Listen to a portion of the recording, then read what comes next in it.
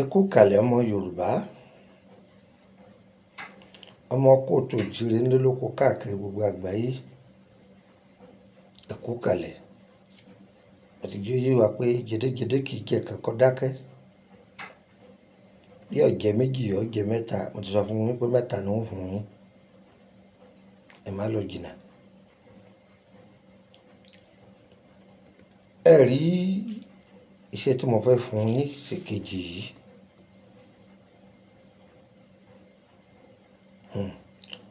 Ló má dá wa láàmú. Ẹ gbọ́, ló má dá wa láàmú. Ṣé ẹ mọ̀ pé àwọn ọmọ mi ń bẹ tí máa ṣí kiri? Obìnrin mi náà sì mẹ́tọ́ pé mo ti ń ṣí nídìí kiri kò yé. Bẹ́ẹ̀ lọkùnrin náà. Ẹlòmíì wọ́n fi sínú ọ̀rọ̀ rẹ̀ ni. Bẹ́ẹ̀ ni. Ìlú èbó tẹ́lòmíì lọ bó ti lọ lọ́bọ̀ o. Bí ti ń lọ China, yóò máa lọ Dubai, yóò máa lọ Gambia, yóò máa lọ kìnìkan, yóò máa lọ kìnìkan. Àbálọ àbábọ̀ ẹ pé kí làkáǹtì rẹ̀ ìṣẹ́rò. Àwọn tó wá fi sílé gan-an, wọ́n bá ní pé ìyá alágbájá tó máa fi sí wọn ní pure water níta. Lọ́kọ̀ àdúrú lé wá ńgbà jẹ́ pọ́nà rẹ̀ ni kọ̀tọ̀nà ọlọ́nà. Ìwé tí wọ́n kà ní wọ́n rò pé andemboten asin. Ìwé tí wọ́n kà pé ó yẹ kí n lè travel out now. O béèrè lọ́wọ́ orí. Ọkàn bẹ́ sọ́nà ni. Gbogbo ohun tí a bá ti fẹ́ ṣe tí o bá ti béèrè lọ́wọ́ orí, ọmọ ló lọ ni. Tí kì í jẹ́ kọ́mọ ó ṣìnà. Bí tí a bá dúró sí, wà á rí tiẹ̀ sí. Òun ni iṣẹ́ tí mo fẹ́ fún yín. Wọ́n ní rọ̀rọ̀ dán ní mọ́dán dúró. Rọ̀rọ̀ àbò ní mágbò rìn. Gbogbo bó bá ṣe rìnrìn àjò ayé rẹ̀, ò ní rárìn dànù. Bẹ́ẹ̀ ni. Kódà iṣẹ́ ìdá fún gbogbo ẹ̀yin ọlọ́mọ ọwọ́. A ṣe kalẹ̀. A bá ti ṣe kalẹ̀. A bá ti bímọ ní kòkó ẹ máa wẹ̀ fún. Ayé ò ní fa wálẹ̀. Torí ayé burú púpọ̀. Gbogbo ọ̀rẹ́ tó yẹ kó fi wákàtí rìn, wọ́n lè bá ọ fi kún kọjúgún wákàtí. Àbí wọ́n bọ yọ ọ́ kù. Wọ́n máa wá lé ìṣẹ́jú tó yẹ kó fi pé yín. Wọ́n máa lé. Òun ni kókó kẹ lọ lé wòlíì ilé ẹni nǹkan kan. Wọ́n sọ fún pé ire rèé. Ire ọ̀hún á rí lọ́ọ̀kan. Ire ọ̀tẹ̀ ọlọ́wọ́. Ayé burú. Wọ́n di ikú ni. Ayé ọmọ wa di ògo rẹ̀ kù. Wọ́n lọ sáré sí i. Torí wọ́n bá ń dáko ògo gan ọ̀pọ̀lọpọ̀ ọmọ ohun tí jógo. Ògo. Ọ̀sẹ̀ tí ò lógo. Àwọn òbí ẹlòmíì ni wọ́n fògo ọmọ wọn ráre. Ọ̀pọ̀lọpọ̀ ọkọ wọ́n fògo rẹ̀ ráre. Ọ̀pọ̀lọpọ̀ ìyàwó wọ́n fògo rẹ̀ ráre. Afojúdi àti gbéraga ọmọ ẹlòmíì fògo rẹ̀ tọrẹ. Ẹni tó yẹ kó ṣe ọ́ lóore ti lù gbéraga sí. Àti máa yé ayé ti mọ̀ wá o. Ọ̀nà máa jẹ́ ayé ọkọ̀ ojú jàdà wá o. Ẹ bá mi tọ́jú ewé ọdán. Ṣé rí ọdán tẹ́ ẹ lò? Igi ọdán ni igi tẹ́ ń wò yìí o. Ṣé rí kíní bí okùn tó pọ̀ lára rẹ̀? Òun là ń pè ní rọ̀rọ̀ ọdán. Rọ̀rọ̀ ti ẹni yẹn. Rọ̀rọ̀. Òun là á pè kíní bí okùn tí ń bẹ lára rẹ̀ tẹ́ ń wò yìí. Ẹ gbọ́. Ibi ọdán yìí yòówù tẹ́ bá ti wá bá lára rẹ̀. Ìdí ọdán yẹn, ẹ wá egbò ọdán yẹn. Rọ̀rọ̀ ara rẹ̀, ẹ jà yọ pọ̀. Ewé orí rẹ̀, ẹ jà yọ pọ̀. Ẹ gbọ́. wọ́n ń pe igi kan ní igi ṣìgó. Igi kí ni mo pè é? Igi ṣìgó. Ewé rẹ̀ la nídìí pẹ̀lú egbò rẹ̀. Ewé ṣìgó àti egbò rẹ̀. Ewé àkéréjù pọ́n, egbò àkéréjù pọ́n. Á gún papọ̀, á pò lọ́sẹ̀. Á ṣe kí ni? Á pò lọ́sẹ̀. Kẹ́ni náà kó máa wẹ̀ ẹ́. Kó máa ṣe kí ni? Kó máa wẹ̀ ẹ́. Eléyìí ní tùràrí o. Wọ́n fún wa ní tùràrí rẹ̀ náà láìpẹ́ yìí. Ẹ sì jókòó, ẹ má ti lọ. Ìfẹ́ dà pọ̀ ni. Tí a bá ń lo ara rẹ̀ ó kalẹ̀. Èèyàn lè lówó lọ́wọ́ kó má fi ra nǹkan rí o. Ṣé torí pé olówó lọ́wọ́ pé nígbà tí wá lówó kò sóhun tó lè fowó ṣe wá níbo?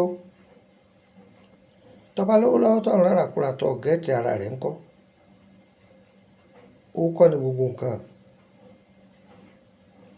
Àwa yìí bàbá kò sówó business tá a fẹ́ ṣe, àwa ti kó irọ́. Tó bá ń kó bí ìgbà tí èèyàn bá ń kó sínú iná ńkọ́? Lẹ́lòmíràn fi sọ pé gbogbo owó tóun ní òun ò mọ̀ bí gbogbo ẹ ṣe lọ. Nígbà tí ọ̀la láfọ̀rọ̀ lọ, ìgbéraga òdì ó ní. Àìlákàkún òdì ó ní. Ẹgbìyànjú ẹ ṣiṣẹ́ yìí o.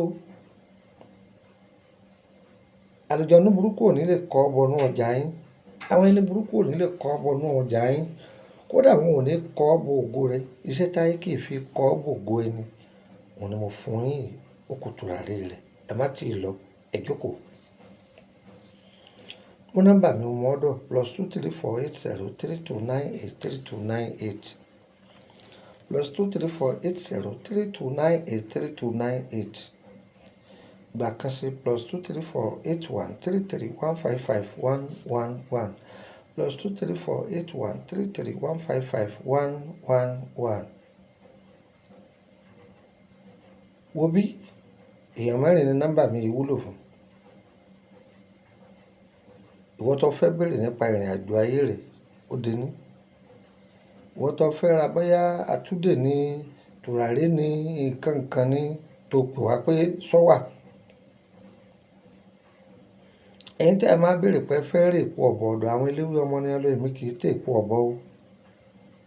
Ẹ dákun ẹ̀dùn ara fẹ́ rà èmi kì í tà o. Lọ bí wọ́n bá ti ń tà, àwa náà máa ń wá kiri ni.